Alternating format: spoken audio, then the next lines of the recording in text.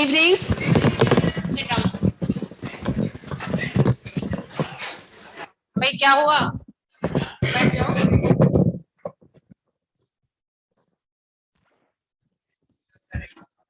Test paper जो आप discuss करना चाहें.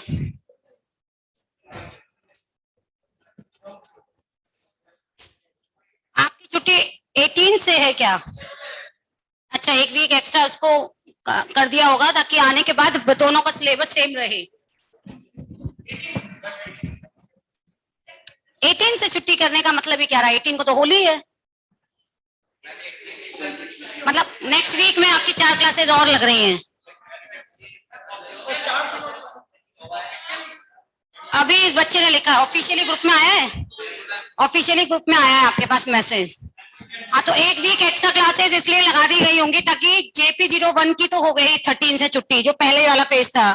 आप लोगों को एक वीक एक्स्ट्रा लेके के तो गैप है उसको कंपेंसेट करने के लिए.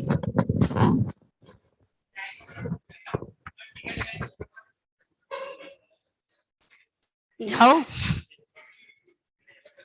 अब टिकट हो गए तो चले जाना चाहिए.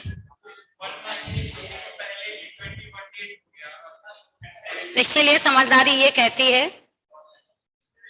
चले जाओ, लेक्चर लड़ जाएंगे, पढ़ लेना. उसके बाद देखो एक चीज, एक मतलब प्रैक्टिकली एज ए मैं भी एक स्टूडेंट रही हूँ, और ये देखो हम जब आएंगे अप्रैल में, तो ये मान के चलो जब आप अप्रैल में आओगे तो ऑब्वियसली एक मैच्योरिटी के साथ आओगे कि now you are completely 12th student.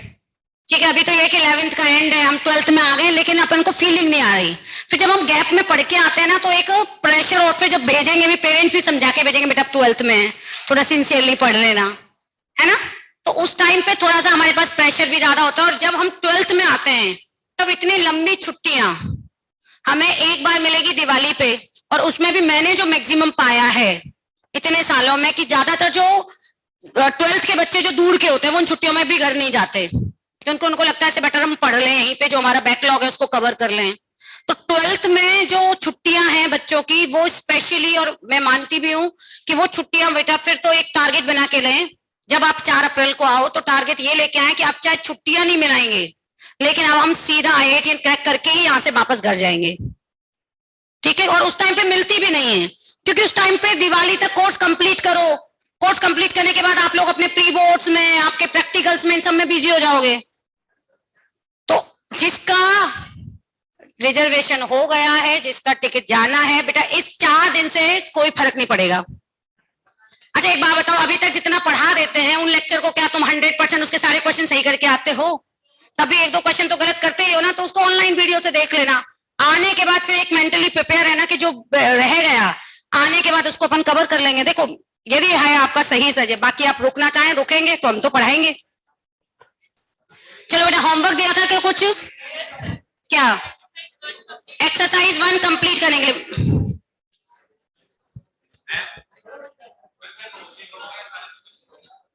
Auto marriage बेटा प्लीज बातें नहीं,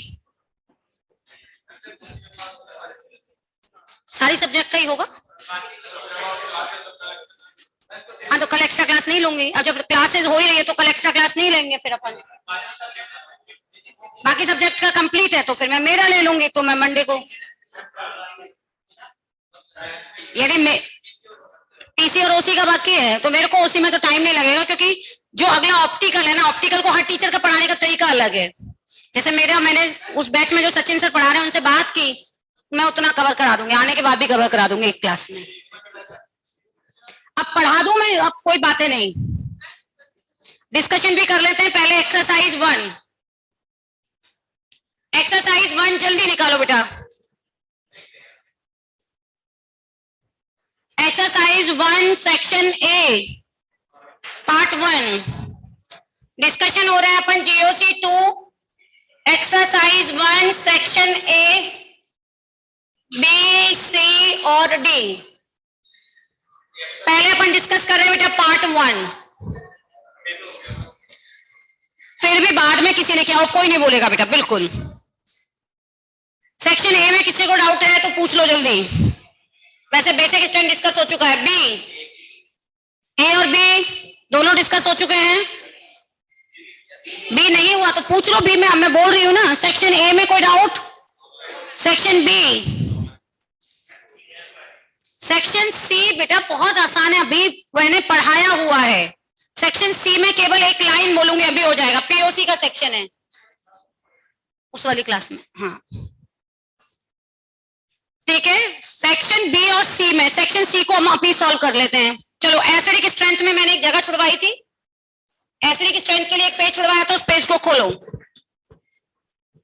उस पेज को खोलो पहले। एसिडिक स्ट्रेंथ का जो रिमेनिंग पार्ट है उसको अब कंप्लीट भी करते हैं और साथ में अभी सेक्शन सी सॉल्व करेंगे।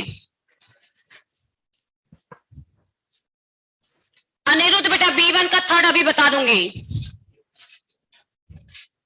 क्या मैंने आपको एसिडिक स्ट्रेंथ में SIR इफेक्ट पढ़ा दिया था?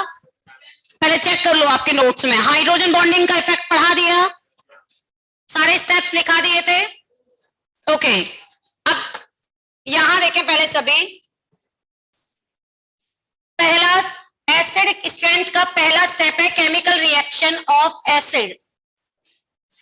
केमिकल रिएक्शन ऑफ एसिड,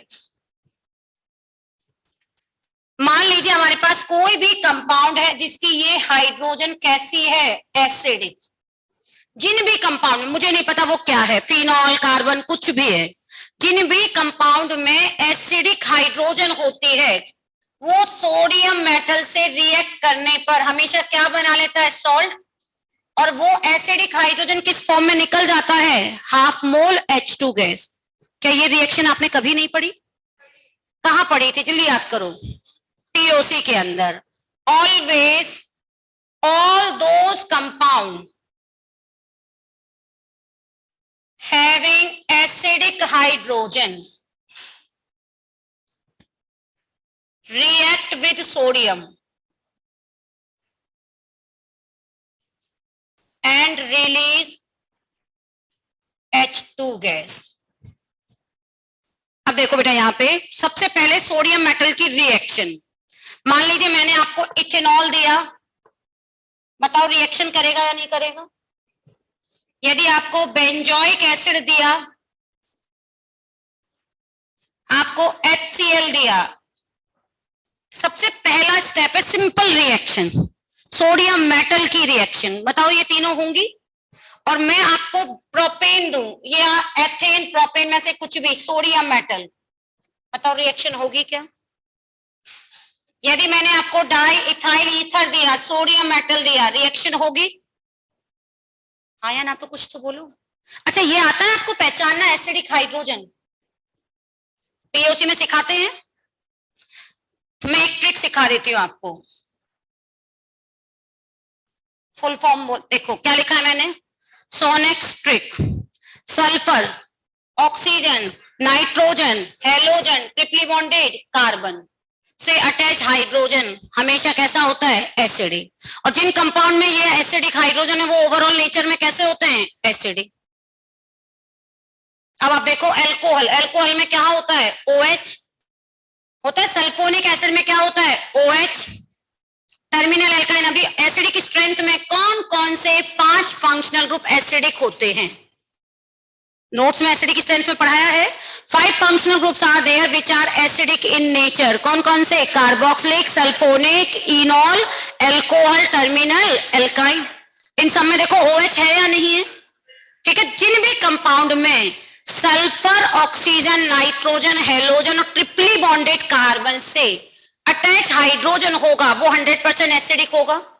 जिनमें एसिडिक हाइड्रोजन होती है वो हमेशा सोडियम मेटल से रिएक्शन करेंगे। पहला क्वेश्चन होता है इनमें से किस में रिएक्शन होगी? फर्स्ट में होगी, सेकंड में भी होगी, थर्ड में होगी, फोर्थ में और फिफ्थ में रिएक्शन नहीं होगी। बताइए बेटा यहां क्यों नहीं है? देखो इसमें जो कार्बन से अटैच है हाइड्रोजन, एसिडिक हाइड्रोजन एब्सेंट, इसमें भी एसिडिक हाइड्रोजन नहीं है। इसमें है, सॉल्ट बना लोगे सभी। पहला जो टाइप होता है बेटा इसकी रिएक्शन तो ये होगी। अब आता है दूसरे टाइप का, ये हो गया फर्स्ट। जैसे हमने बेस में पढ़ा कि proton always form salt of strong base and release weak base as a neutral form. Proton हमेशा किसके पास जाता है? स्ट्रॉन्ग बेस के पास ही जाना प्रेफर करता है। सेम ऐसे ही मान लीजिए मेरे पास केवल बीकर में प्योर एसिटिक एसिड था, उसमें मैंने सोडियम डाल दी, और सोडियम डाली तो ये क्या बन गया, सोडियम एसीटेट। अब उसी बीकर में सपोज मैंने जिसमें लिया उसी में मैंने अब आपके पास इसी में डाल दिया फॉर्मिक एसिड। अब बताओ इन दोनों के बीच कुछ केमिकल चेंज होगा या नहीं होगा, ये रिएक्शन फीजिबल है या नहीं है, फीजिबल का मतलब पॉसिबल, ये रिएक्शन पॉसिबल है या नहीं है। तो सोडियम एक बहुत बड़ा पॉलिटिशियन है, हमेशा पार्टी चेंज करता रहता है, वो किस पार्टी के पास रहना चाहता है, जो स्ट्रांग है।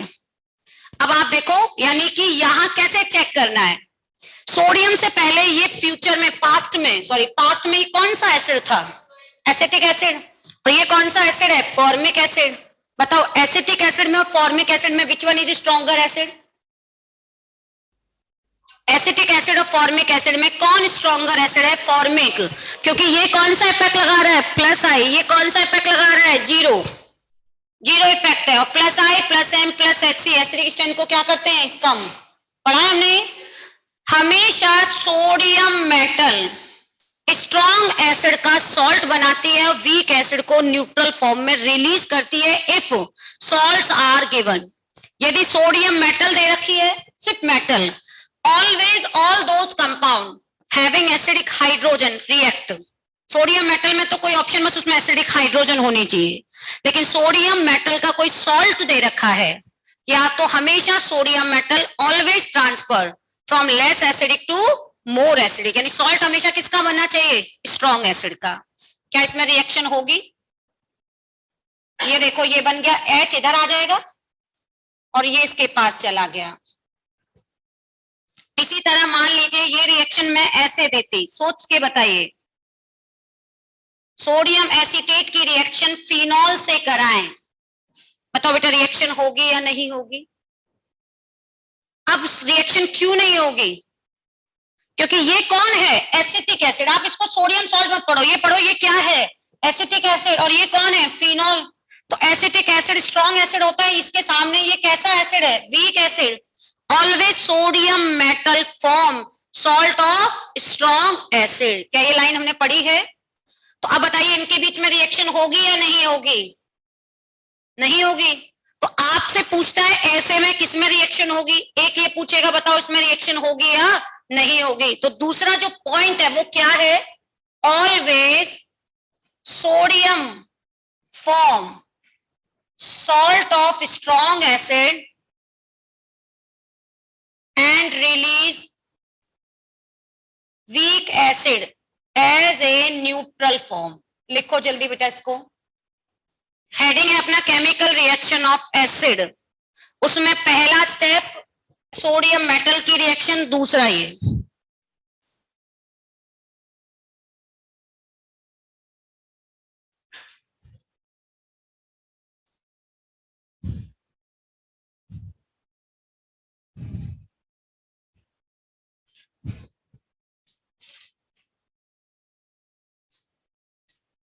हाँ बेटा, फिनॉल में पीएच प्लस एम भी लगाता है, पीएच में बेटा कॉन्जुगेशन जो है वो वीक कॉन्जुगेशन है, एसिटिक एसिड में स्ट्रॉन्ग कॉन्जुगेशन है, इक्वली स्टेबल रेजोनेटिंग स्ट्रक्चर बनती है।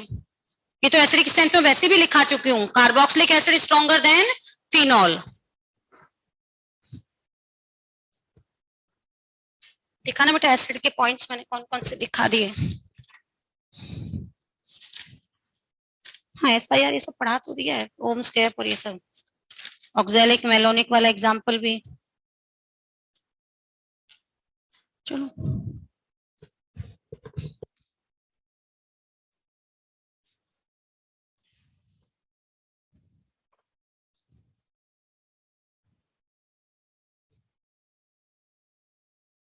always all those compound having acidic hydrogen react with sodium metal, metal है बेटा याद रखना, सॉल्ट नहीं है, एंड रिलीज H2 गैस।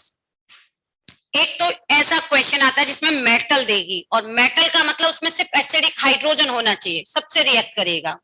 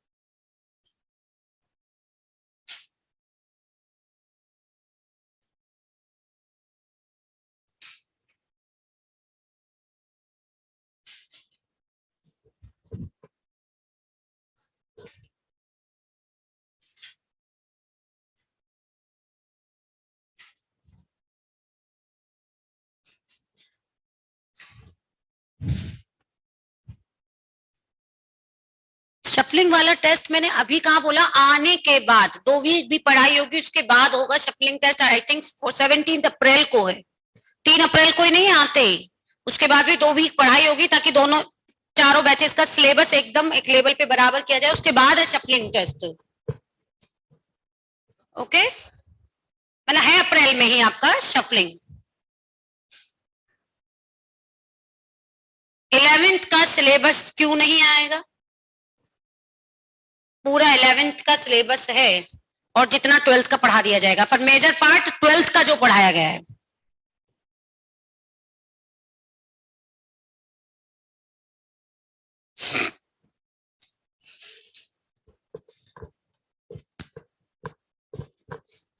आया बेटा ये चीज समझ में? अब मैं आपको क्वेश्चन दे रही हूं, बतानी है कौन सी रिएक्शन पॉसिबल है कौन सी नहीं है, ठीक है? Which reaction is possible?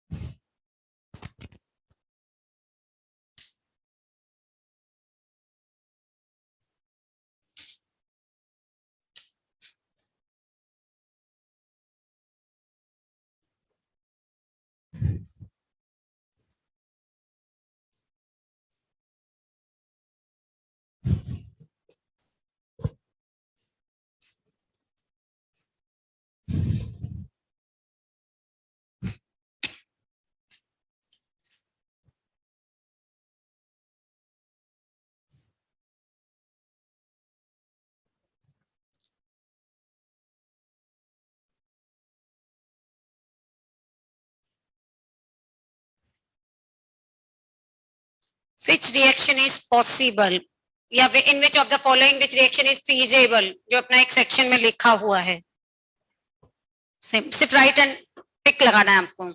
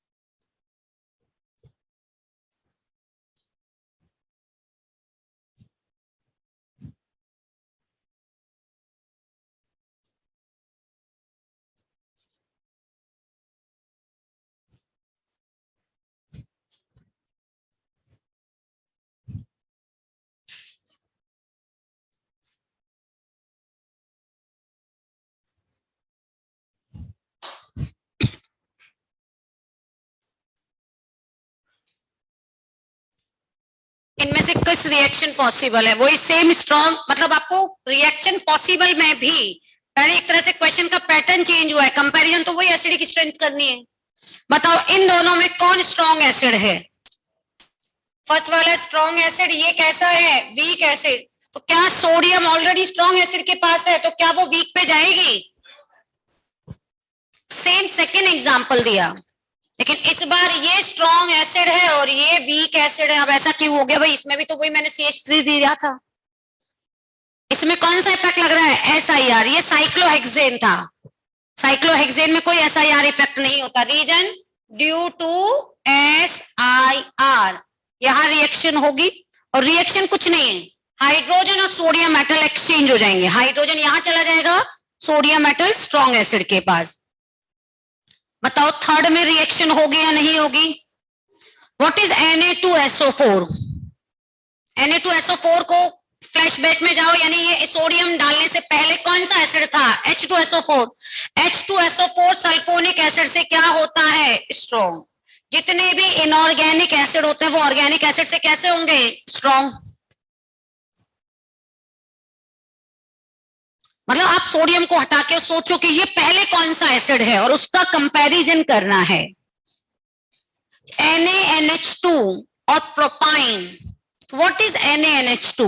Ammonia. Ammonia में हाइड्रोजन एसिडिक होती है, नाइट्रोजन से अटैच हाइड्रोजन में भी एसिडिक प्रॉपर्टीज हैं बिकॉज ऑफ मोर इलेक्ट्रोनेगेटिविटी। लेकिन अमोनिया को और प्रोपाइन को कंपेयर करें तो बेटा ज्यादा स्ट्रॉन्ग एसिड कौन होता है? प्रोपाइन। क्योंकि याद है बेटा आपको मैंने 5 फंक्शनल ग्रुप लिखाए थे, उसमें मैंने अमोनिया लिखाया है क्या? नहीं। सल्फोनिक एसिड, कार्बोक्सिलिक, इनॉल, एल्कोहल और सबसे लास्ट में टर्मिनल एल्काइन, यानी ये 5 नेचुरली एसिडिक होते हैं। अमोनिया जो होता है वो कैसा होता है? बेसिक। यहां रिएक्शन होगी, ये बन जाएगा अमोनिया और this is the salt of propyne.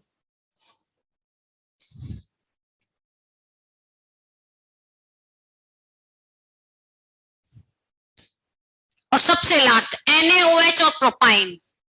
अब NaOH क्या है? Na सोडियम हटा के उसकी जगह हाइड्रोजन लगा दो बस, यानी वो H2O है। और H2O क्या होता है? एक तरह से एल्कोहल। OH ग्रुप है, इसमें अल्कोहल है। और प्रोपाइन में कौन ज्यादा एसिडिक होता है? Alcohol, OH group. क्योंकि याद है बेटा प्रोटॉन डोनर एटम पीरियड का है, तो जितनी ज्यादा इलेक्ट्रॉन नेगेटिविटी होगी वो उतना ज्यादा एसिडिक होगा। तो हमेशा याद रखना OH ऑक्सीजन से अटैच प्रोटॉन की एसिडिक स्ट्रेंथ ट्रिपली बॉन्डेड कार्बन से अटैच हाइड्रोजन से क्या होती है? ज्यादा।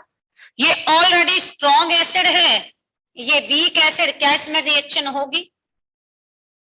ये आपके एसिड बेस वाली रिएक्शन के जो क्वेश्चन जो आप कह रहे हो सेक्शन C में नहीं हुआ, बेस में ऑलरेडी पढ़ा चुकी थी। बेस की रिएक्शन ये हो गई। थर्ड का रीजन Na2SO4 का। Na2SO4 H2SO4 से बनता है और ये है मिथाइल सल्फोनिक एसिड का सॉल्ट। अब मुझे बताओ किस में कॉन्जुगेशन ज्यादा है? ज्यादा कॉन्जुगेशन, इसकी कितनी रेजोनेटिंग स्ट्रक्चर बनेंगी? 4 इक्वली स्टेबल। इसकी कितनी बनेंगी? 3 इक्वली स्टेबल। जितनी ज्यादा इक्वली स्टेबल रेजोनेटिंग स्ट्रक्चर बनती है वो उतना ज्यादा स्टेबल होगा, और जितना स्टेबल कॉन्जुगेट बेस होगा उसकी एसिडिक स्ट्रेंथ उतनी ही क्या होगी? ज्यादा होगी। आप टोटल आप 4 भी बोल देते हो तो भी वो है, वैसे टोटल सी कितनी बनती है? 6। अब आते हैं नेक्स्ट पे। क्या हमने एक रिएक्शन और पढ़ी थी NaHCO3 की, सोडियम बाइकार्बोनेट टेस्ट। ये सब POC में पढ़ाया हुआ है। क्या पढ़ा था? Always all sulphonic acid, all carboxylic acid. नहीं पढ़ा कोई बात नहीं, मैं दोबारा इसीलिए लिखा रही हूँ। React with sodium bicarbonate and release CO2 gas, ये भी पढ़ा था। But phenol, its derivative, alcohol and terminal alkyne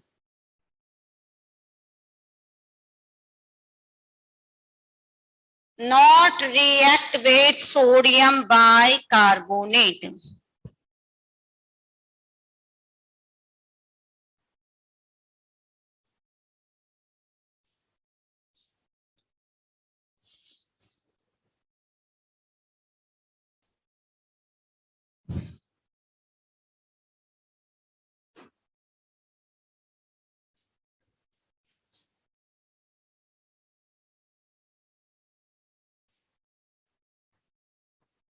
sodium bicarbonate test में जितने भी कार्बोक्सिलिक एसिड होते हैं, जितने भी सल्फोनिक एसिड होते हैं, वो सारे always without any exception CO2 gas release करते हैं।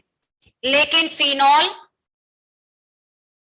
अल्कोहल सोडियम बाइकार्बोनेट से रिएक्शन नहीं करता।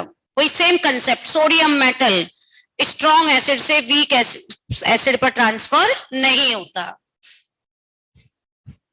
ठीक है, इसमें आपको एक्सेप्शन जरूर लिखाया गया होगा, ये याद करना, पीओसी के नोट्स में होगा, नहीं है कोई बात नहीं। ठीक है, पिक्रिक एसिड, क्या ये नाम सुना है कभी 11th में? Picric acid and its derivative and squaric acid release CO2 gas with sodium bicarbonate.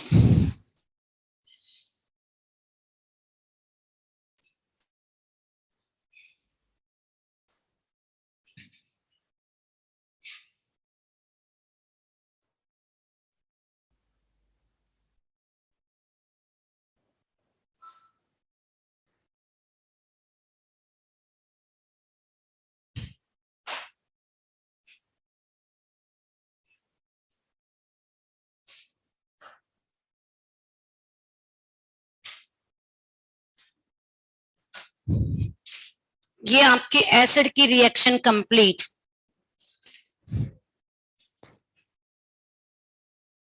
बेटा ये एक्सेप्शन लिखाते हैं, पिक्रिक एसिड उसके डेरिवेटिव का मतलब क्या होता है? ये बेटा पिक्रिक एसिड है, पिक्रिक एसिड को शॉर्ट में बोलते हैं TNP, ट्राई नाइट्रोफिनॉल। इसमें 3 NO2 है, दोनों ऑर्थो पे एक पैरा पे। डेरिवेटिव का मतलब +1 और -1, यानी एक NO2 और आ जाए या एक NO2 कहीं से भी कम हो जाए तो वो उसका क्या कहलाएगा? डेरिवेटिव, यानी वो भी रिएक्ट करेगा।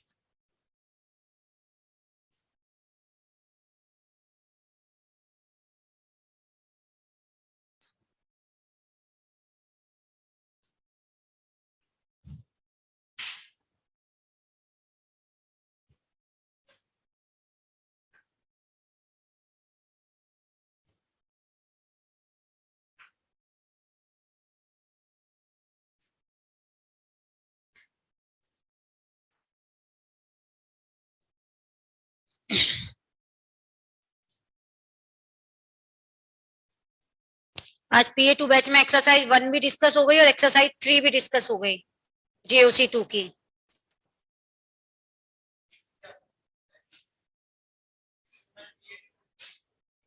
आपके साथ ही जो दूसरा बैच है PA2, उसमें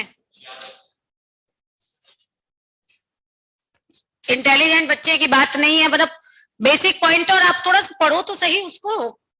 आपने किया, अब आपका जो क्वेश्चन था मतलब लिटरली सच में था। सेक्शन सी को एक तो होता है, क्या होता है, बच्चा सोचता है अच्छा ये फिजिबल रिएक्शन मैडम ने नहीं पढ़ाई तो अटेम्प्ट भी नहीं करते हैं, और एक होता है ट्राई तो करें, क्या पता हमसे हो जाए। कोई बात नहीं, ऐसा हमें बनना नहीं है अभी, है ना, आफ्टर बाद में 12th के बाद बन जाएंगे। अब हो गया एसिडिक स्ट्रेंथ की रिएक्शन का क्वेश्चन।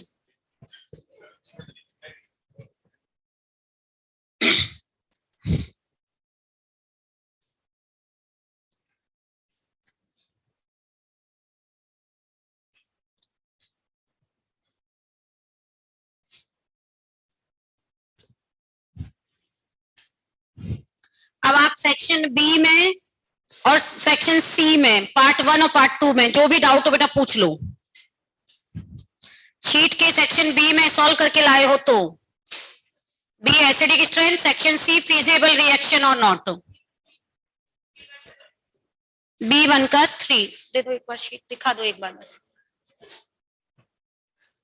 Okay ABCD। अब अपन वापस बेटा डिस्कशन पे आ जाएं।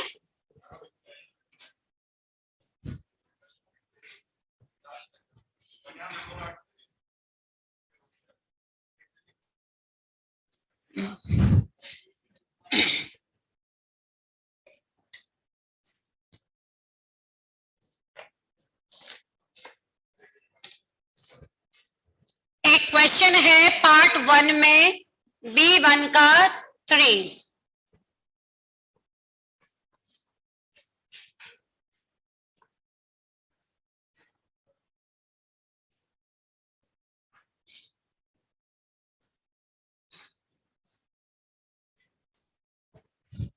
आपने शीट में देखा ये क्वेश्चन है, ठीक है, पार्ट 1 के क्वेश्चन नंबर 3 में सेक्शन बी के अंदर। आपको पता है कि यहाँ पे प्रोटॉन से निकालने वाला ग्रुप कौन है? सभी में एटम कार्बन। ये भी कार्बन है, ये भी कार्बन है, ये कार्बन है और ये भी कार्बन। एसिडिक स्ट्रेंथ कंपेयर करने का पहला स्टेप लिखाया है नोट्स में सभी को। First of all identify proton donor atom, सभी सेम है कार्बन। फिर उसके बाद एक सेकंड पॉइंट लिखा था proton donor atom acidic functional group है। तो अपन सीधा फंक्शनल ग्रुप देख लेते हैं, सल्फोनिक, कार्बोक्सिलिक, इनॉल फंक्शनल ग्रुप नहीं है। Just compare conjugate stability of conjugate base. इसका जब कॉन्जुगेट बेस बनेगा, सोचो जब ये प्रोटॉन जाएगा तो यहाँ माइनस चार्ज आएगा। क्या ये माइनस चार्ज लोकेलाइज होगा या डीलोकेलाइज होगा?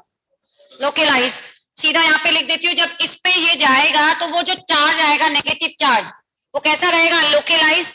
ये नेगेटिव चार्ज जाएगा तो भी ये कैसा रहेगा? लोकेलाइज। ये जाएगा लोकेलाइज और ये कैसा रहेगा? डीलोकेलाइज। जितना ज्यादा डीलोकेलाइजेशन होगा of negative charge in conjugate base, उसकी स्टेबिलिटी बढ़ेगी और कॉन्जुगेट बेस की स्टेबिलिटी बढ़ने का मतलब है एसिडिक स्ट्रेंथ बढ़ेगी। बताओ इनमें सबसे स्ट्रॉन्ग एसिड तो कौन सा है? सी। एक रास्ते से हट गया बिकॉज ऑफ द कॉन्जुगेशन। अब आप ध्यान से देखिए बेटा, यहां से ये निकलेगा, ये एटम है sp3, ये कार्बन कौन सा है? sp2, ये कौन सा है? sp2। किसकी इलेक्ट्रॉन नेगेटिविटी ज्यादा होती है? sp2 वाले की। ठीक है, तो इसका मतलब, और अब यहां देखें, ये वाला जब निकलेगा तो इस कार्बन का उसको क्या मिल रहा है? प्लस आई इफेक्ट भी मिल रहा है। ठीक है, अब आपके पास ये कंपैरिजन है, ये यहां से निकले या ये यहां से निकले। ऑब्वियस है ए और बी की एसिडिक स्ट्रेंथ डी वाले से ज्यादा है, क्योंकि sp2 कार्बन की पर्सनली खुद की इलेक्ट्रॉन नेगेटिविटी ज्यादा है, तो वो हाइड्रोजन के इलेक्ट्रॉनों को ज्यादा पावरफुली विड्रॉ करेगा। अब इन दोनों में कैसे कंपेयर करें? ये ए से है, ये कौन से वाले से आया? Negative charge B. ये क्या है बेटा? Conjugate base of A, conjugate base of B, conjugate base of D. अब आप सोच के बताओ बेटा, इसमें इसका क्या लग रहा है? प्लस आई इफेक्ट, क्योंकि ये कार्बन कौन सा है? sp3।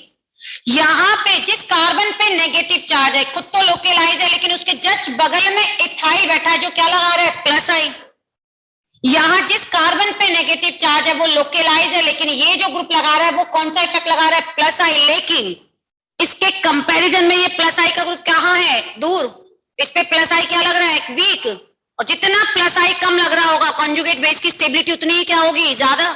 तो फिर बताओ मैं एसिडिक स्ट्रेंथ किसका आ गया?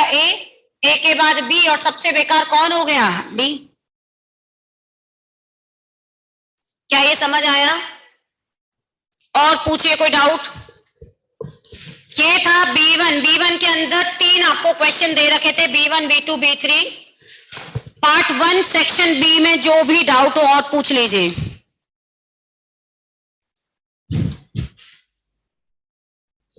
सेक्शन सी,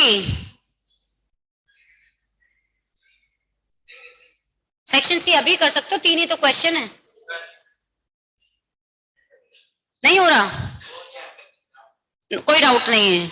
सेक्शन सी के बाद एक बच्चे ने लिखा है C2 का बी, दिखाना बेटा, C2 का बी। ओके, C2 के बी में एक आपको लिखा हुआ है अमोनियम क्लोराइड, और एक आपको लिखा हुआ है एनिलीन। अमोनियम क्लोराइड में सिर्फ आप अमोनियम पे ध्यान दो, अमोनियम क्या है, अमोनिया प्लस प्रोटॉन। इस बार अमोनिया और एनिलीन कैसे नेचर के हैं, बेसिक। प्रोटॉन हमेशा किसके पास जाना प्रेफर करता है, मोर बेसिक या लेस बेसिक? प्रोटॉन किसके पास जाना जाता है, मोर बेसिक। मतलब खुद ने गलत बोला, उस पर डाल रहे हो, मुझे आवाज आ गई थी। मोर बेसिक, मतलब इतना गलत, ऐसे काम नहीं करो। अमोनिया पे, अमोनिया में क्योंकि लोन पेयर लोकेलाइज है, sp3 है, एनिलीन में sp2 है, डी लोकेलाइज है, ज्यादा बेसिक है। और प्रोटॉन हमेशा ज्यादा बेसिक का सॉल्ट बनाता है, तो क्या ये इसका सॉल्ट बनाएगा, रिएक्शन फीजेबल होगी? नहीं। C2 का B आ गया समझ में? और कोई डाउट सेक्शन सी में? सेक्शन डी, सेक्शन डी का T4, पार्ट 1 पार्ट 2, पहले अपन से पार्ट 1 डिस्कस कर रहे हैं। पार्ट 1 में कोई डाउट? चलो जल्दी से पार्ट 2 में पूछो। Part 2 section A, part 2 section A, section B, section C करके देख लो। अभी सेक्शन सी में 3 ही तो क्वेश्चन है, 4 हैं, 3 4 अभी करो। सेक्शन सी,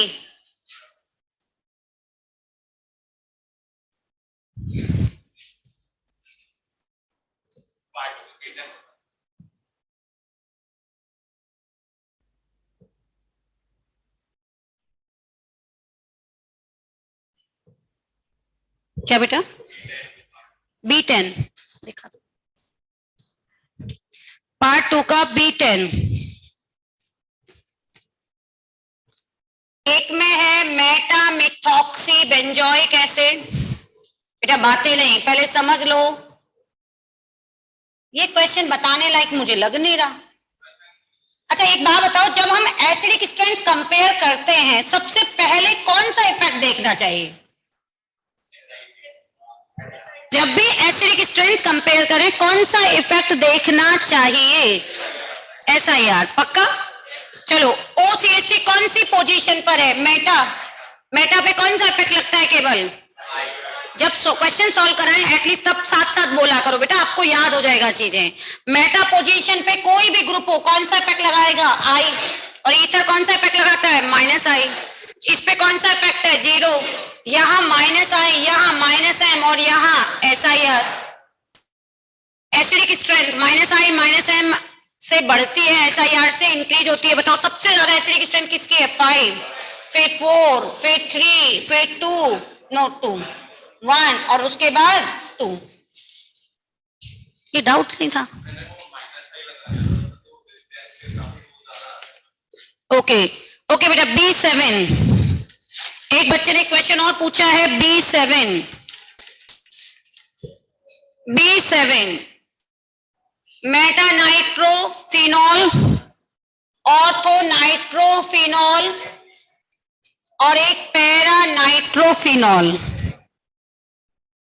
और यदि आप क्वेश्चन में देखोगे तो pKa वैल्यू पूछी हुई है, और pKa वैल्यू क्या मतलब? आप तो Ka निकालो, उसका उल्टा कर लेंगे।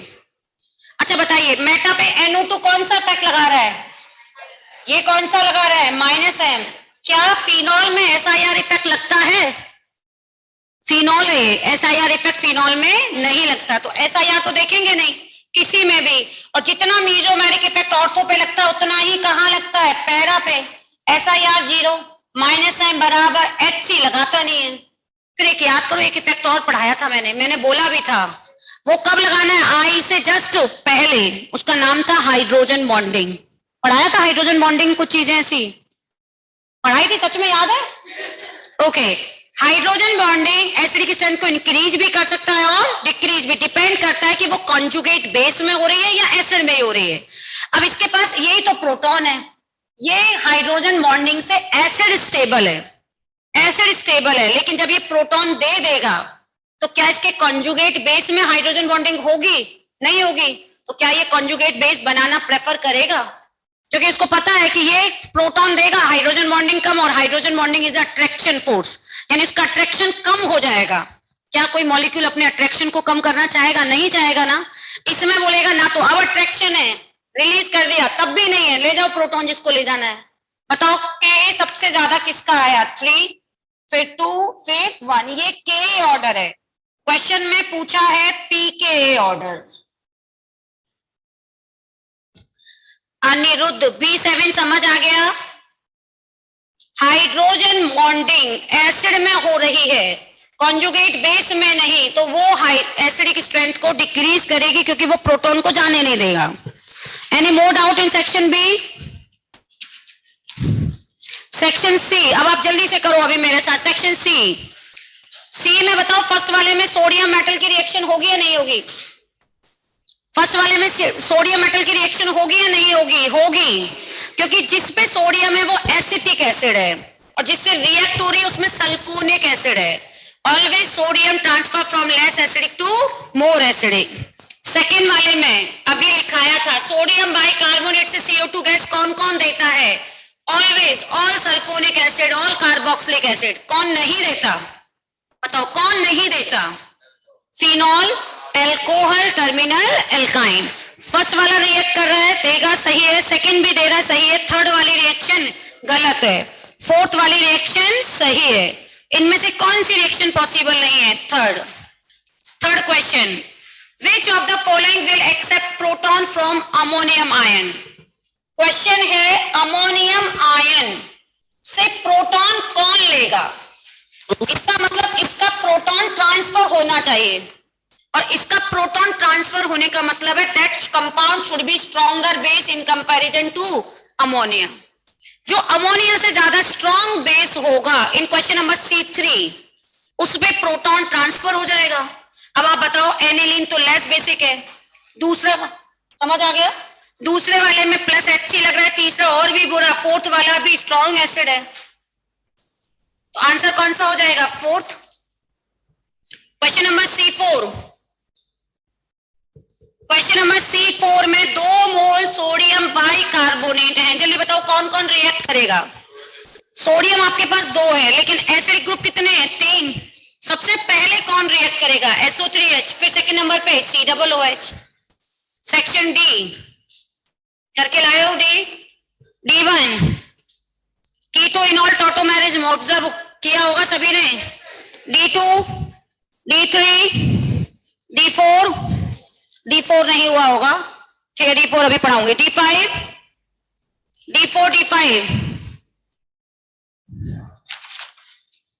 D5 का सेकेंड एंड थर्ड। D5 को तो बेटा सारे ही बता रही हूँ ना अभी। लो चलो बेटा क्लास नोट्स निकालिए। हाँ बोलो, अभी पढ़ा रही। टॉटोमेरेज में वैसे कल हो चुका था, लास्ट में मेरा टॉपिक चल रहा था बीटा डाइकीटोन का, जिसमें एक वर्ड आया था सूडो एरोमेटिक, आपको याद है? मैंने लास्ट क्लास में यानी कल की क्लास में आपको टॉटोमर्स कितने होते हैं, इनॉल कौन होते हैं, स्टेबल कौन ज्यादा होगा, ये सब के बारे में पढ़ा दिया था। अब उसी में अपना एक टॉपिक है बीटा डाइकीटोन, और बीटा डाइकीटोन में टॉटोमराइजेशन हमेशा कहां से होता है? मिडिल वाले CH2 से, चाहे साइड में कितने भी ग्रुप क्यों ना हो, ऑलवेज। रीजन क्यों ऐसा होता है? Always beta diketone show tautomerization, always beta diketone form tautomer from active methylene group।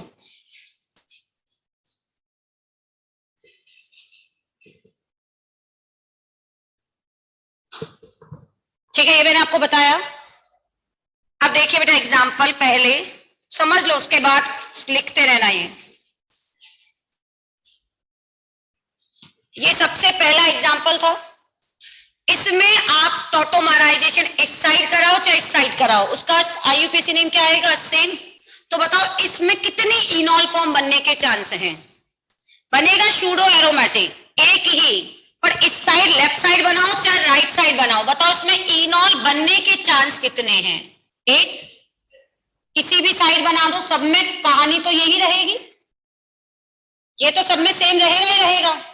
अब मान लीजिए मैंने ये एग्जांपल दिया,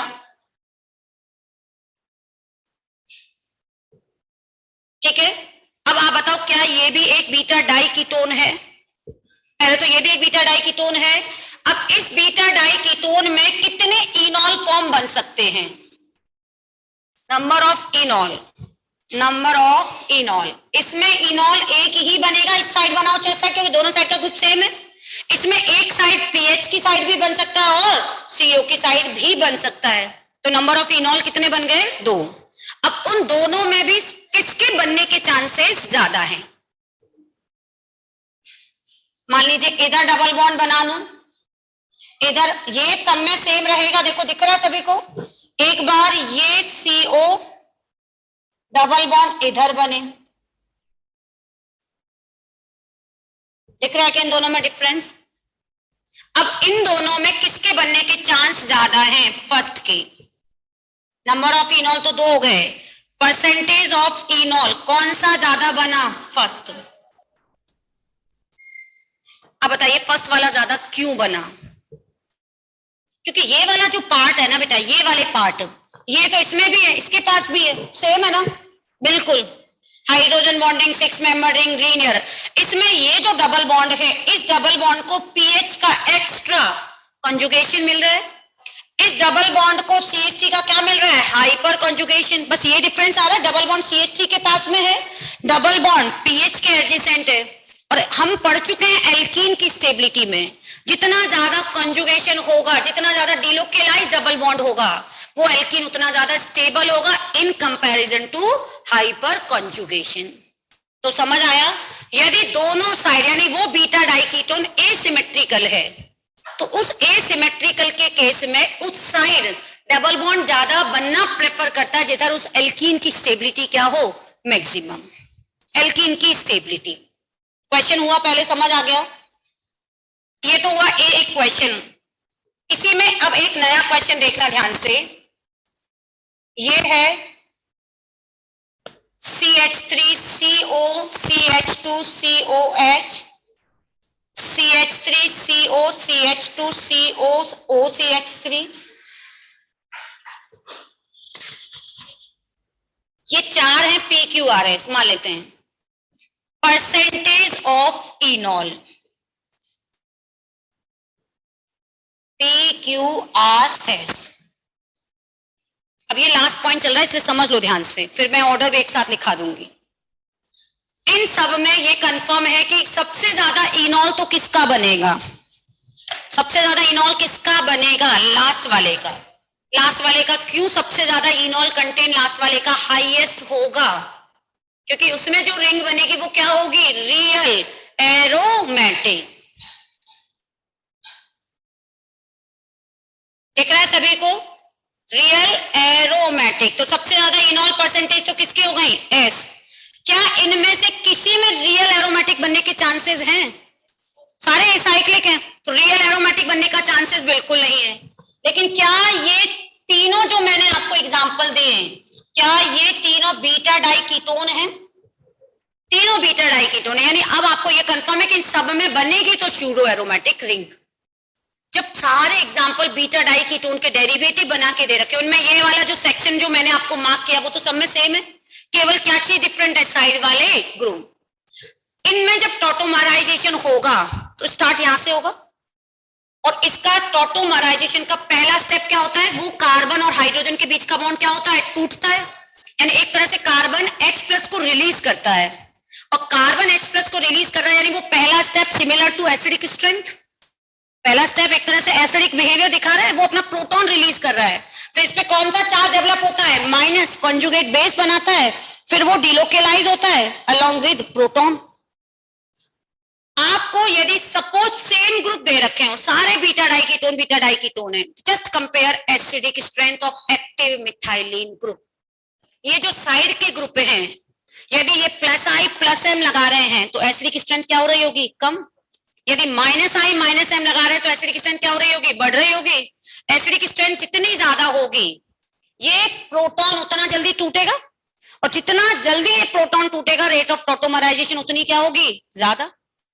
ठीक है, यदि सपोज मुझे सारे बीटा डाइकीटोन के डेरिवेटिव बना के दे रखे हैं, तो अब मैं इसका इफेक्ट देखूंगी, ये कौन सा लगा रहा है प्लस आई, ये क्या लगा रहा है प्लस आई और जीरो, ये प्लस आई, और OCH3 कौन सा लगा रहा है प्लस एम। बताओ, बीटा डाइकीटोन और उसके बहुत सारे डेरिवेटिव बना के दे रखे हूं, तो उन सब में वो जो हमने कैरेक्टर पढ़े सूडो एरोमेटिसिटी वो तो सेम ही रहनी है, वो तो सब में सेम आएगी। बस ये एडजेसेंट ग्रुप उस सूडो एरोमेटिक रिंग को कितना फास्ट बनाते हैं, कितना स्लो बनाते हैं, that depend upon the electronic effect of adjacent group.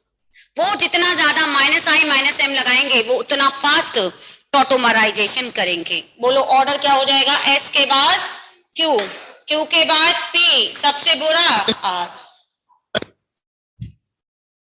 तो बीटा डाइकीटोन में एक तो पूछा जाता है सूडो एरोमेटिक रिंग क्या है, तो बता दिया, इंट्रामोलिकुलर रिंग इन सब में बनेगी, इन सब में हाइड्रोजन बॉन्डिंग होगी, इन सब में लीनियर कॉन्जुगेशन होगा, वो अपने आप को एरोमेटिक फील करेगा, लेकिन फिर भी सबके एडजेसेंट ग्रुप अलग हैं। तो क्या एडजेसेंट ग्रुप के अलग होने से रेट ऑफ टॉटोमराइजेशन पे इनॉल बनने में डिफरेंस आएगा? यस आएगा।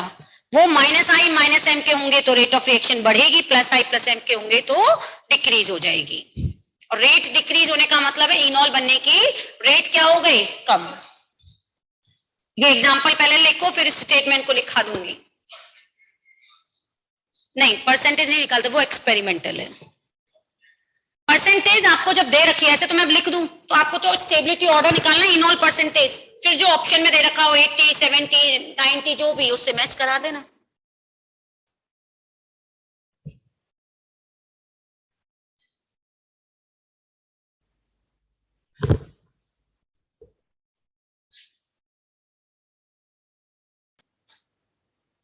पीएच प्लस एम लगाता है तो बेटा पीएच का जो प्लस एम होता है वो इतना वीक होता है, क्योंकि याद करो प्लस एम में सबसे लास्ट में कौन आता है, पीएच, और साथ में इसके हर 6 कार्बन sp2 हाइब्रिडाइज है, तो वो साथ में माइनस आई भी तो लगाता है।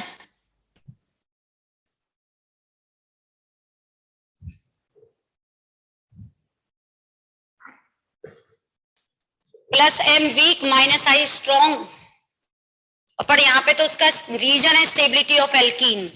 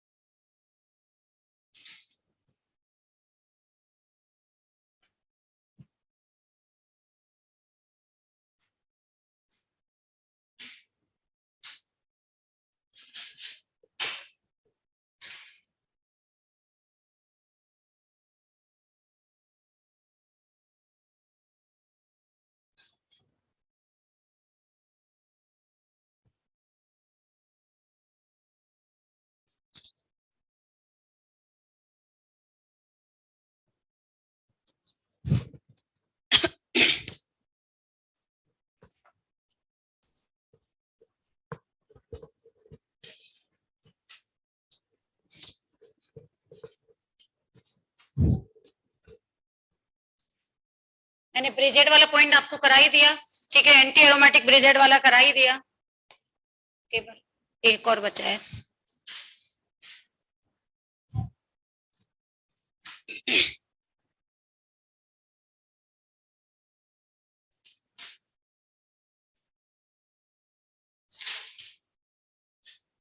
If two or more beta diketone derivatives are given, then compare I or M effect of terminal group to decide enol percentage. इनॉल percentage का यदि याद रह जाए तो सबसे पहला होता है रियल एरोमेटिक।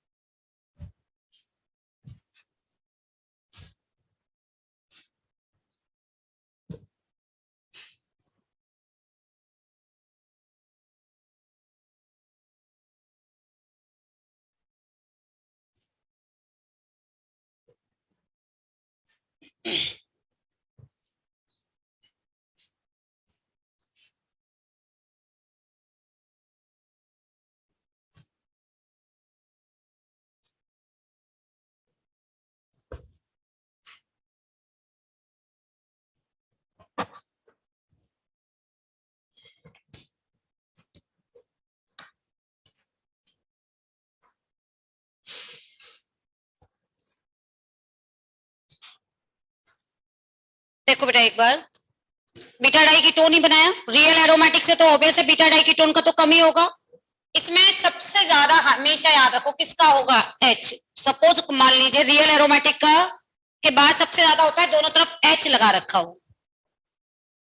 मान लीजिए एक तरफ H लगा रखा है और एक तरफ R लगा रखा है, जहां पे R बराबर क्या है, मिथाइल, इथाइल, प्रोपाइल, ईटीसी। इसका थोड़ा कम हो जाएगा, रीजन बताओ कम क्यों हो गया, क्योंकि R क्या लगाएगा, प्लस आई। थर्ड नंबर मान लीजिए इसके बाद सपोज एक तरफ मैंने पीएच लगा दिया, तो पीएच का R से भी कम हो जाता है, क्यों, क्योंकि उसका V क्या रहता है, प्लस एम इफेक्ट। अब मान लीजिए मैं दोनों तरफ R लगा दूं, एक में एक तरफ H है और एक तरफ पीएच है और एक में दोनों तरफ R है, तो भी इसका कम हो जाएगा, क्योंकि दोनों साइड से क्या लगने लग गया, प्लस आई। और दोनों साइड पीएच लगा दूं तो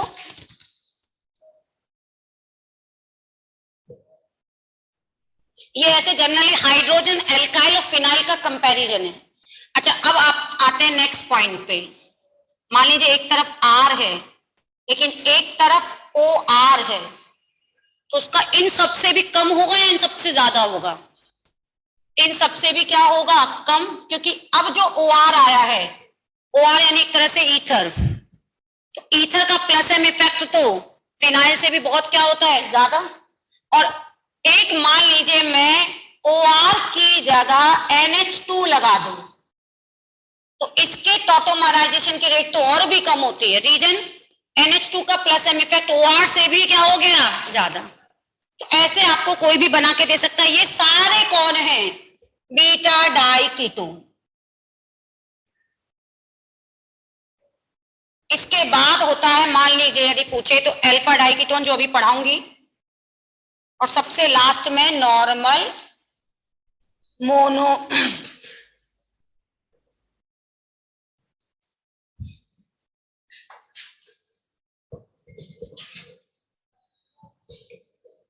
जो D4 क्वेश्चन था जो आपकी शीट में, वो यही था।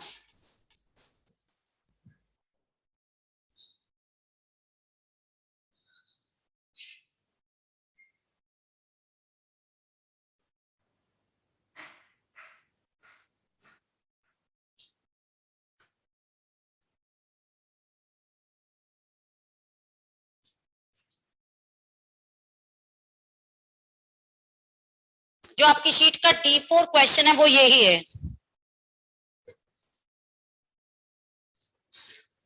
बेटा ये पूरा देखो एक ही कंटिन्यू लाइन है, ये इसी के बाद कंटिन्यू हो रही है line, methyl methyl ethyl propyl,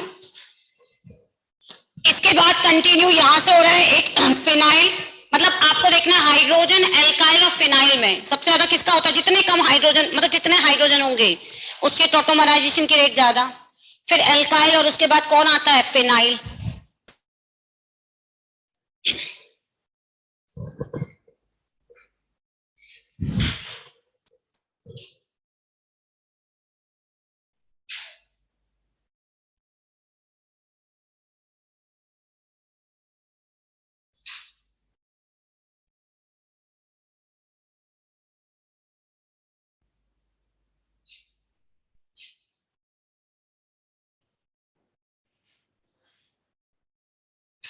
क्या बेटा,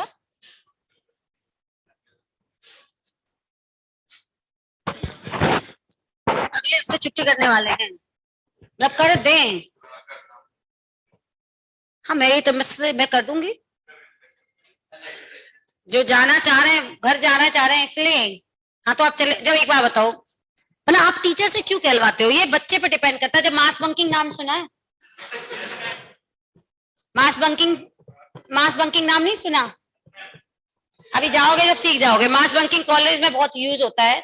सारे बच्चे डिसाइड कर लो हम जा रहे हैं, हम जा रहे हैं। जब बच्चे आएंगे नहीं, एक दो बच्चे आएंगे तो हम वैसे ही नहीं पढ़ाएंगे, हम कह देंगे जाओ तुम भी। ऑनलाइन वाले बच्चों से कह देंगे नेटवर्क प्रॉब्लम हो गया आप भी जाओ। मैम बैच 11th का भी डिसाइड होगा। मैम राइट साइड की सेकंड लाइन में क्या लिखा हुआ, दोनों साइड पीएच, दोनों साइड पीएच। आर बराबर M E for methyl, E T for ethyl, P R for propyl.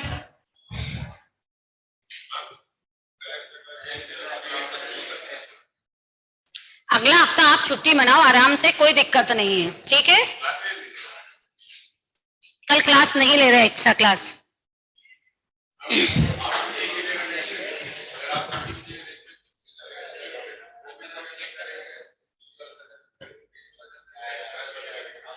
हाँ तो हम सारे टीचर से बात कर लेंगे कि यदि ऐसा हुआ है तो हम लोग मिलके हम कैंसिल कर देंगे। बस आप तो जाना चाह रहे हो, जिसका टिकट हो चुका है वो जाओ बस। इससे मैम एच सी इफेक्ट, बेटा एच सी इफेक्ट के लिए एल्कीन, तो सी डबल बॉन्ड ओ पे एच सी इफेक्ट कैसे लगाओगे, ये सी डबल बॉन्ड ओ से अटैच ग्रुप है ना, तो उसमें एच सी इफेक्ट नहीं लग सकता। क्या ये नोट कर लिया। और एक क्वेश्चन दे रखा है, इनॉल की परसेंटेज का ऑर्डर बताओ जल्दी। ये बीटा डाई कीटोन है, ये बीटा डाई कीटोन है, ये नॉर्मल कीटोन है। ये आपकी शीट का 20 सेकंड पार्ट का D4 क्वेश्चन है।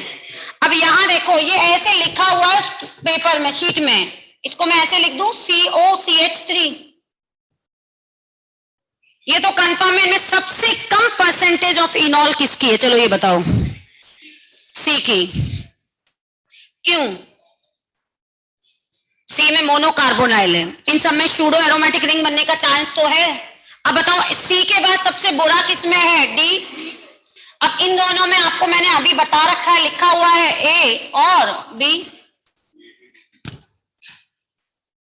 अब हर्ष क्या पूछ रहा है, मैम आप एक बार माइनस एस इफेक्ट के बारे में बताने वाले थे, वो समझा दीजिए। वो भी बताएंगे, अभी बताते हैं, पहले ये तो समझ लो।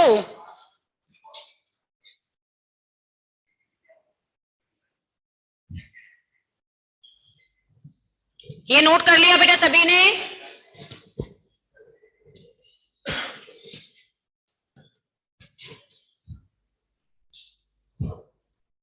अब अपन का नेक्स्ट क्वेश्चन लिख लेते हैं, compare keto enol stability in cyclic, बेटा आप बातें बहुत करते हो, acyclic alpha diketone. दो तरह के कीटोन, वो भी alpha diketone. Beta diketone कौन थे, जिनके बीच में CH2 ग्रुप था।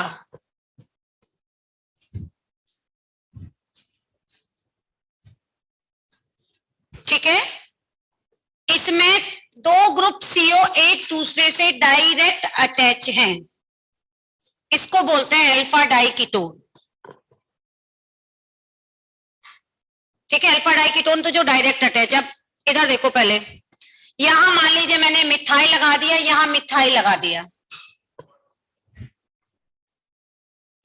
दोनों साइड मिथाइल लगा हुआ है, तो पहले तो बताओ इसमें टॉटोमराइजेशन होगा या नहीं होगा? होगा। आपको क्वेश्चन एक्चुअली में ऐसे बना के दिया गया है और हम इमेजिनेशन करते हैं दोनों टॉटोमराइज होंगे और बहुत बढ़िया से हाइड्रोजन बॉन्डिंग करेंगे, स्टेबल हो जाएंगे। यही हम सोचते हैं कि ये इधर टॉटोमराइज कर रहा है, ये इधर टॉटोमराइज करेगा, दोनों OH हो जाएंगे। हमारा छोटा सा जो दिमाग है ये सोच रहा है, ये सोच रहा है ऐसे, देखो दिमाग भी बना रखा है कि इनमें हाइड्रोजन बॉन्डिंग हो रही है, बढ़िया खुश है, और इनॉल फॉर्म ज्यादा स्टेबल हो गया कीटो से। लेकिन रियलिटी ये नहीं है।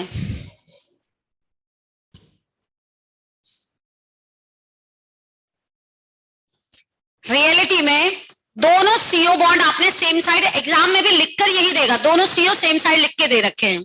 जब पता है इस ऑक्सीजन से डिस्कस किया है, तेरे पास भी लोन पेयर है, मेरे पास भी लोन पेयर है, दोनों सेम साइड है, दोनों लोन पेयर आपस में लड़ेंगे, तो बोलते हम आपस में लड़ क्यों रहे हैं जब हमारे पास ऑप्शन है, हमारे पास ये कौन सा बॉन्ड है? Single bond. सिंगल बॉन्ड में क्या पाया जाता है? Free rotation. ये कीटोन ऐसे लिखा हुआ है, एग्जाम में लिखा हुआ ऐसे ही आएगा, लेकिन प्रैक्टिकली यानी उसका रियल सिचुएशन यदि हम देखें तो वो दोनों कीटोन कभी एक साइड में रहते ही नहीं है। क्यों? वो एक साइड में रह के आपस में लड़ेंगे और मॉलिक्यूल अनस्टेबल होगा। वो हमेशा सिंगल बॉन्ड से रोटेट होके कहां हो जाएंगे? एक दूसरे के अपोजिट। अब अपोजिट होने के बाद यानी रियलिटी में after free rotation to avoid lone pair repulsion, lone pair repulsion को अवॉइड करने के लिए पहले तो ये दोनों एक दूसरे के कहां हो गए? अपोजिट। अब आप इनको टॉटोमराइज कराओ। अब आप सोचो, ये टॉटोमर ऊपर बनेगा, इसका टॉटोमर नीचे बनेगा, क्या इनमें हाइड्रोजन बॉन्डिंग होगी? जो हम इमेजिन कर रहे थे ऐसे, इसका टॉटोमर बनेगा, दोनों बने, एक बने, कितने भी बने, क्या इन दोनों में आपस में हाइड्रोजन बॉन्डिंग हो सकती है? पढ़ा है ना, हाइड्रोजन बॉन्डिंग हमेशा सेम साइड के ग्रुप में होती है, एक ही प्लेन में प्रेजेंट हो, सेम साइड, एक इधर है एक इधर है, अपोजिट साइड में हाइड्रोजन बॉन्डिंग होगी? नहीं होगी।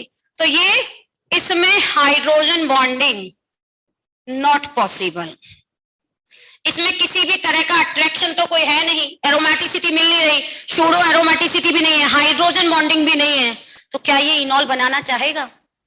बताओ। Acyclic alpha diketone में, acyclic alpha diketone की ये इनॉल फॉर्म है और ये कौन सी फॉर्म है? कीटो। तो बताओ, जर्नली मैंने आपको लिखा रखा है कीटो फॉर्म और इनॉल फॉर्म में कौन ज्यादा स्टेबल होता है? कीटो। वो इतनी मेहनत करके C डबल बॉन्ड C बनाएगा ही क्यों? जब किसी भी तरह की aromaticity, pseudo aromaticity, chelation, hydrogen bonding, कोई अट्रैक्शन मिल ही नहीं रहा, तो वो कन्वर्ट ही नहीं होगा, बोलेगा मैं तो कीटो में ज्यादा अच्छा हूं। तो इसकी कौन सी फॉर्म ज्यादा स्टेबल होती है? कीटो इन कंपैरिजन टू इनॉल। समझ आ गया क्या पॉइंट? क्यों? ये क्वेश्चन याद रखना बेटा, स्टेटमेंट में आता है, लिख भी देते हैं, इसमें बहुत इफेक्टिव हाइड्रोजन बॉन्डिंग हो रही है, लेकिन acyclic alpha diketone में हाइड्रोजन बॉन्डिंग होती ही नहीं है, वो प्रैक्टिकली हमेशा एक दूसरे के अपोजिट साइड ही अरेंज रहते हैं। अब मान लीजिए मैंने सपोज ये आपको दे दिया साइक्लिक अल्फा डाई कीटोन। भाई अल्फा डाई कीटोन क्या होता है? दो CO एक दूसरे के एडजेसेंट। अब वो रिंग में है तो रिंग में पाया जाता है रेस्ट्रिक्टेड रोटेशन। क्यों? क्योंकि वो बॉन्ड घूमना भी चाहे तो कैसे घूमेगा? वो उसको पीछे से पकड़ रखा है ना, बांध रखा है अपन ने, तो रिंग में रेस्ट्रिक्टेड रोटेशन होता है, फ्री रोटेशन नहीं होता। अब दोनों में लड़ाई हो रही है, ये इससे कह रहा है यार तेरे लोन पेयर मेरे लोन पेयर से लड़ रहे हैं, ये कह रहा है मेरे लोन पेयर भी तो तेरे लोन पेयर से लड़ रहे हैं। वो तो घूम के देख, घूम ही नहीं सकते क्योंकि पीछे क्या बनी हुई है? रिंग। यदि ये वाला बॉन्ड घूमने की कोशिश करेगा, सोचो ये वाला बॉन्ड, रिंग क्या होगी? टूट जाएगी। तो इसलिए रिंग में रेस्ट्रिक्टेड रोटेशन होता है, वो घूमता ही नहीं है। तो ये कहते हैं यार कुछ तो जुगाड़ कर, ऐसे लड़ाई चलेगी तो काम कैसे चलेगा? रिपल्शन हो रहा है, स्टेबिलिटी कम हो रही है, तो उसका जुगाड़ करते बोलते चल टॉटोमराइज हो जाते हैं, कोई भी एक टॉटोमराइज हो जा, तो उस कंडीशन में, क्योंकि यहाँ पे फ्री रोटेशन प्रेजेंट है या एब्सेंट है, फ्री रोटेशन पॉसिबल नहीं है, तो फ्री रोटेशन की वजह से अब इनके पास लोन पेयर रिपल्शन को अवॉइड करने का क्या रास्ता है। यहाँ इनके पास लोन पेयर रिपल्शन को अवॉइड करने का रास्ता था, फ्री रोटेशन से इजीली घूम गए और रिपल्शन कम हो गया। अब इनके पास फ्री रोटेशन तो है नहीं, तो ये एक कार्बोनाइल ग्रुप सोचता है चलो टॉटोमराइज ही हो जाए। टॉटोमराइज होने के बाद कोई भी एक को कर दो, टॉटोमराइज होने के बाद, क्योंकि दोनों को करेंगे तो उतनी इफेक्टिव हाइड्रोजन बॉन्डिंग नहीं होती जितनी एक के साथ होगी। इफेक्टिव इंट्रामोलिकुलर हाइड्रोजन बॉन्डिंग हो रही है, 5 मेंबर चिलेटेड रिंग बन रही है, यानी क्या इसको एरोमेटिसिटी तो नहीं मिल रही लेकिन एक अट्रैक्शन तो मिल रहा है। अब आप बताओ इसमें क्या था, कीटो फॉर्म में रिपल्शन, यहाँ रिपल्शन किसमें चेंज हो गया, अट्रैक्शन में। क्या वो दोनों सीओ ग्रुप आपस में लड़ रहे हैं क्या, नहीं, अट्रैक्शन दिखा रहे हैं हाइड्रोजन बॉन्डिंग का, दोनों फ्रेंड बन गए, पहले दोनों लड़ रहे थे लोन पे रिपल्शन से। तो साइक्लिक में ये कौन सा है, ए साइक्लिक, याद रखिएगा। साइक्लिक एल्फा डाई कीटोन में कौन ज्यादा स्टेबल होता है, इनॉल फॉर्म। रीजन समझ आया, क्योंकि यहाँ लोन पेयर अवॉइड किया जा सकता है by free rotation, hydrogen bonding इनॉल form में होती नहीं है। वहां पे लोन पेयर रिपल्शन को अवॉइड करने के लिए फ्री रोटेशन अवेलेबल नहीं है, तो आपके पास कौन सा पॉइंट बचा, लोन पेयर रिपल्शन के बाद एक ही पॉइंट बचा, केवल इंट्रामोलिकुलर हाइड्रोजन बॉन्डिंग से लड़ाई को दोस्ती में बदल लें, तो इसके ये इनॉल फॉर्म है।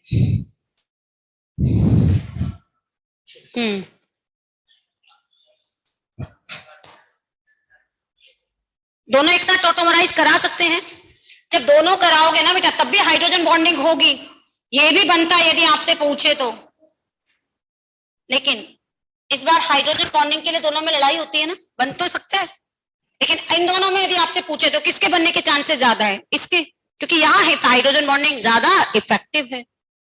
बीटा डाई कीटोन और अल्फा डाई कीटोन में स्पेशल केसेस हैं, एक सीओ, वो भी एक में तो देखो कीटो ज्यादा स्टेबल है, एक में हम कह रहे हैं इनोल ज्यादा स्टेबल है। एक बच्चे ने पूछा है, अभिषेक शर्मा, लास्ट ईयर आप कौन से बैच में, कौन से बैच का मतलब 12th के 11th के, कौन से 11th का JA2 बैच पढ़ाती थी, ऑनलाइन ऑफलाइन दोनों ही मेरे पास थे, उसमें बच्चे बड़े अच्छे थे, मतलब अच्छा बैच था JA2। आपका भी अच्छा, आपको मैंने 11th में नहीं पढ़ाया ना, क्या कमेंट्री करते हो उसको साफ बोला करो। अच्छा टीचर सुन भी लेगा तो उसे क्या हो जाएगा भाई, कुछ नहीं होगा।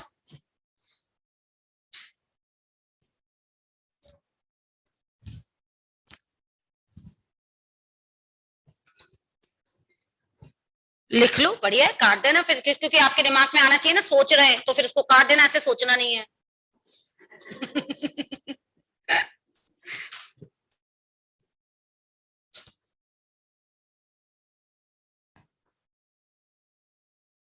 पेपर जो छुड़वाया था वो तो खत्म कब का हो गया होगा, टॉटोमैरिन का, तब तो टॉटोमैरिन भी खत्म, अपना टॉटोमैरिन खत्म हो गया, एसिडिक स्ट्रेंथ का खत्म हो गया,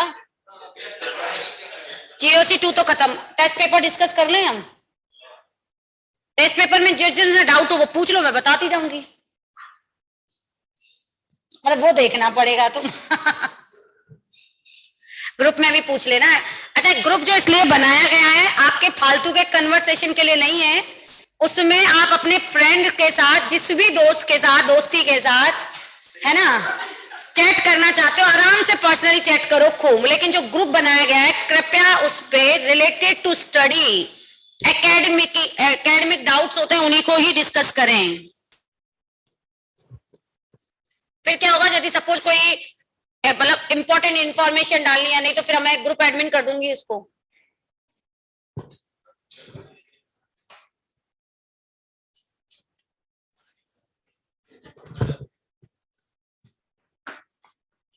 सर देखेंगे ना, क्या बताना शौर्य, क्या लिख रहे हो कल मैम प्लीज सर, सर क्या देखेंगे शौर्य, बेटा मेरे को आपका समझ नहीं आया।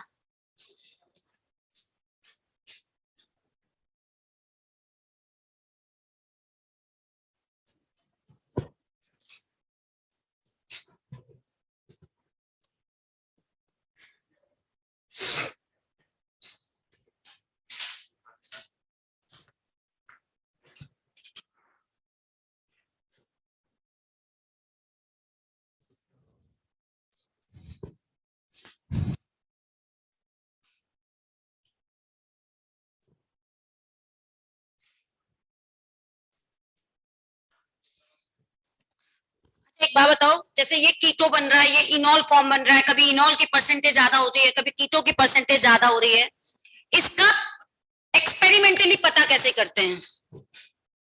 तो पीओसी में आप लैब टेस्ट पढ़ते हो, ठीक है? जिसका इनॉल परसेंटेज ज्यादा, सपोज किसी में इनॉल परसेंटेज ज्यादा है, तो वो बहुत क्विकली इनॉल टेस्ट दे रहा हो। और इनॉल टेस्ट कौन देता था, याद करो, न्यूट्रल FeCl3। तो जिसमें इनॉल फॉर्म होती है, यानी उसमें इनॉल फॉर्म 50% से भी थोड़ी ज्यादा बन रही है, तो वो न्यूट्रल FeCl3 डालने पर पॉजिटिव टेस्ट दे रहा है, इसका मतलब इसमें इनॉल प्रेजेंट है। और जितना क्विकली दे रहा है और हाईली कॉन्सेंट्रेटेड कंडीशन में दे रहा है, तो इसका मतलब उसका इनॉल परसेंटेज उतना ही ज्यादा है। यदि वो 2,4-DNP टेस्ट, टॉलन टेस्ट दे रहा है, तो इसका मतलब वो एल्डिहाइड या कीटोन वाला कीटो फॉर्म है। ये आपने पीओसी में कभी नाम सुने थे ना सभी ने? तो हम इनको लैब टेस्ट 2,4-DNP से, न्यूट्रल FeCl3 टेस्ट से कंफर्म भी कर सकते हैं।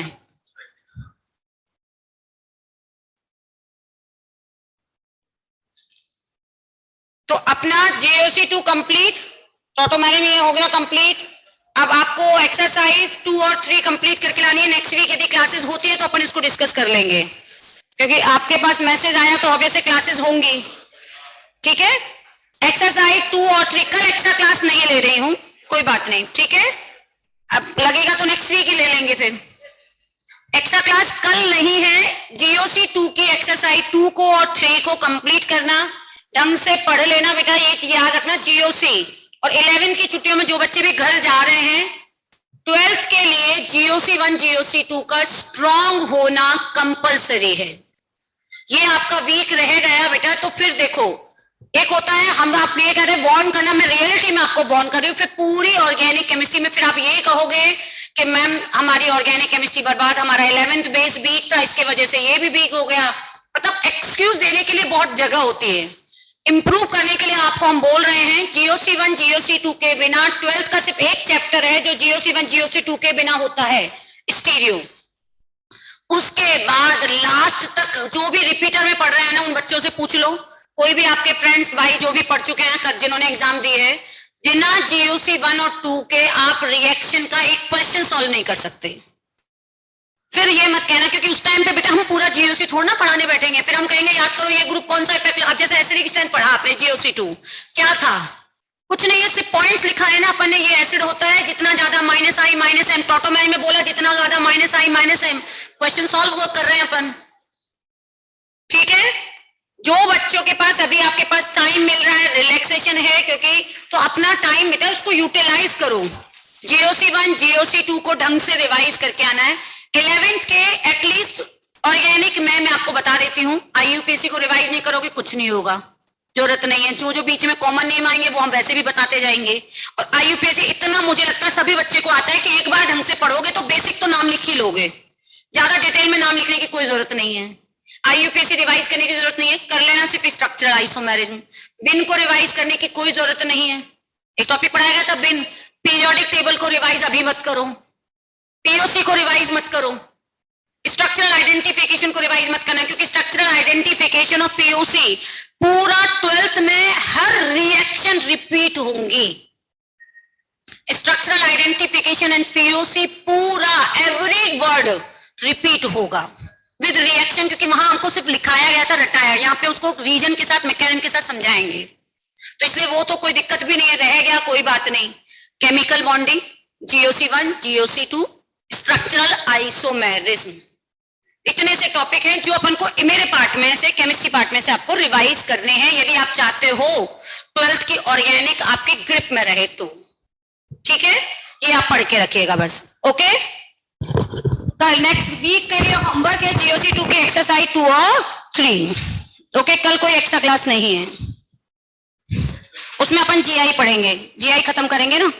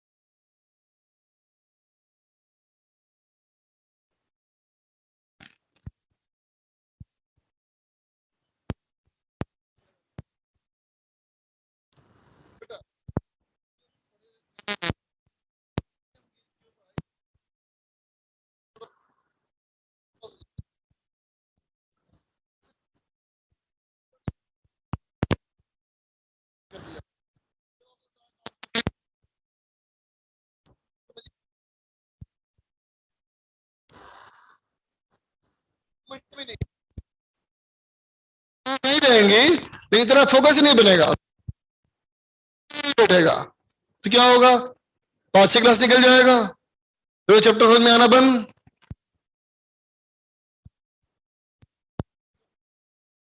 रखना होमवर्क सारा करने के बाद भी 2-2.5 घंटे 3 घंटे भी समय निकालना।